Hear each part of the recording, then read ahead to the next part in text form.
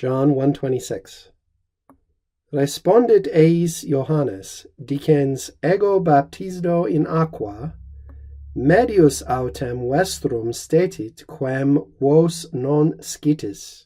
John answered them, or responded to them, saying, I baptize in water, but in the midst of you all stood one, we have to supply in English, whom you all do not know.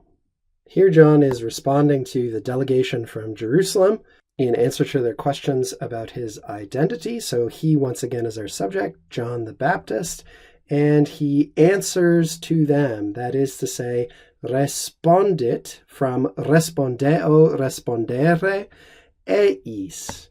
Eis, dative plural, masculine in this case, from our regular third-person pronoun, is, ea, id, responded in the past tense, third-person singular, perfect active indicative. He responded or answered to them, saying, decanes. Is this word really necessary when a quotation is being introduced in Latin? No, it's not, but quite frequently in the Vulgate you'll find the present participle being used this way in sort of a pleonastic way. That's the term grammarians use. It just means sort of a super abundant, unnecessary, redundant way of describing something. Saying, from dico dicere, ego, emphatic use of the personal pronoun here, I, as opposed to somebody else, baptize or am baptizing. And remember, this is a loan word straight from Greek, baptizo, to dip or immerse someone in something or something in water, in aqua. This is a long A because this is our ablative singular of aqua, a first declension noun.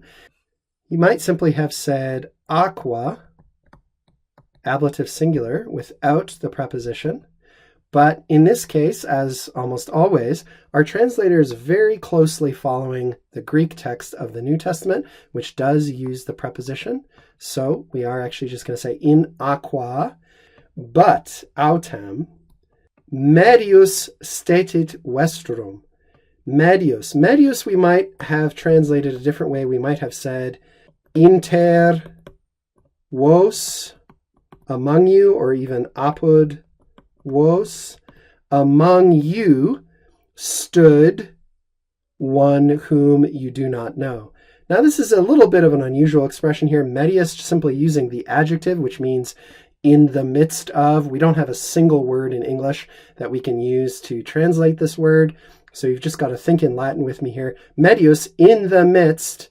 And then we've got the genitive plural ending of our second person plural pronoun, in the midst of you all, nevertheless, or but for autem, stetit, stood, not present tense, but actually perfect. This is your third person singular perfect active indicative, which for the purposes of consistency, following decanes and baptizo, we could just translate as a present tense if we wanted, as though it said stat, is standing.